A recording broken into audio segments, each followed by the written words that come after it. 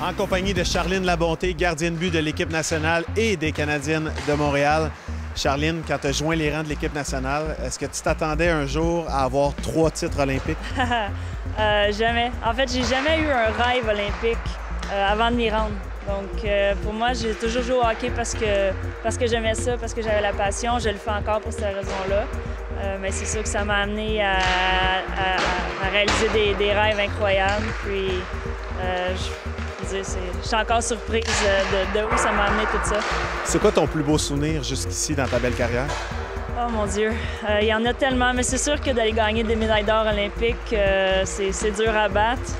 Vancouver a été fantastique, mais Sochi c'était spécial, de la façon que ça s'est déroulé.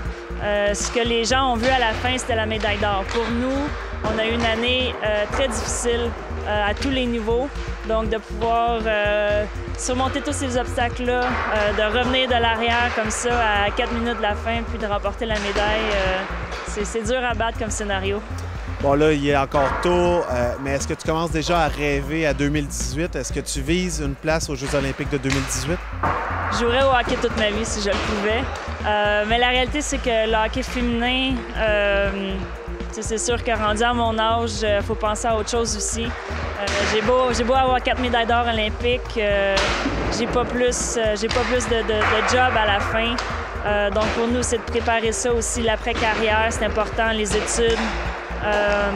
Puis c'est ça, mais je veux dire, je le prends plus une année à la fois. J'ai réalisé des beaux rêves. Je pense que je peux encore jouer, mais c'est vraiment une année à la fois pour l'instant. Tu es rendu à 33 ans. C'est quoi tes buts d'après-carrière? Est-ce que tu commences à penser à ça? Oui, c'est ça. C'est la transition d'après la carrière de hockey est difficile.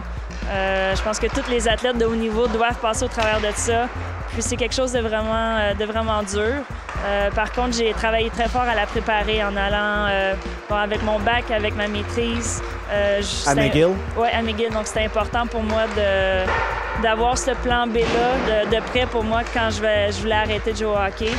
Je ne suis pas rendue là encore, mais je commence à le préparer tranquillement. Si tu racontais un peu aux gens qui nous écoutent en quoi tu as étudié et qu'est-ce que ça t'a apporté? J'ai fait mon bac en éducation physique à McGill.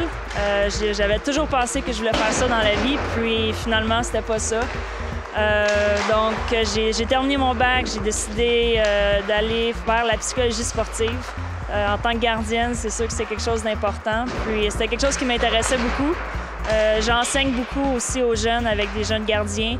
C'est un aspect qui peut vraiment faire une différence. Je l'ai vécu, j'ai vu les expériences aussi. Puis je trouvais important de pouvoir apporter ce concept-là à un jeune gardien. Par la suite, on va voir. Est-ce que le coaching pourrait t'intéresser? C'est certain. On en fait beaucoup avec des filles de l'équipe aussi. Caroline Ouellette, elle a ses écoles de hockey. Ouais. Puis c'est important pour nous de s'impliquer, de redonner un peu. Puis c'est sûr qu'on veut voir le hockey féminin devenir un sport vraiment professionnel où les jeunes sont payés pour jouer au hockey. Je ne sais pas si je vais avoir la chance de vivre ce moment-là, mais on essaie de donner la chance pour les jeunes pour plus tard. Charline, tu as récemment affiché ton homosexualité. Pourquoi c'était important pour toi de le faire? Parce que je me suis dit, pourquoi pas? C'est quelque chose... les gens qui me connaissent savent que je suis plutôt réservée.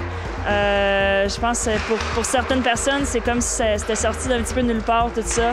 Mais c'est quelque chose que je pensais beaucoup depuis longtemps. Puis surtout avec ce qui s'était passé avec les nouvelles lois qui étaient sorties en Russie avant les Jeux.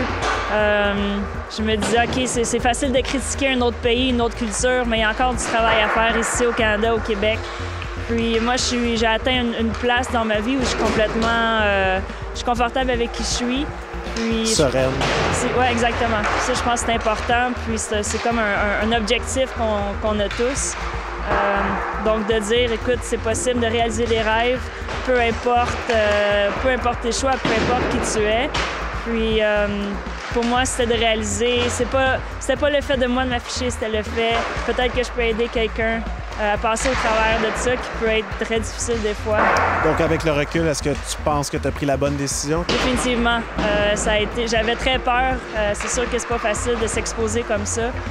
Mais j'ai eu des réponses absolument fantastiques, des jeunes qui m'ont écrit via email, des lettres, puis dire merci à cause de toi, on est capable de faire face à ça, on est capable de parler à nos familles, à nos amis, de s'ouvrir. Puis c'était de donner une petite lueur d'espoir. Donc moi, si j'ai pu aider une personne, ça valait la peine. Écoute, Charline, on savait que tu étais un exemple sur la glace, tu étais un exemple également à l'extérieur de la patinoire. Je te remercie beaucoup pour ton temps. Bonne fin de saison. Merci beaucoup, ça fait plaisir.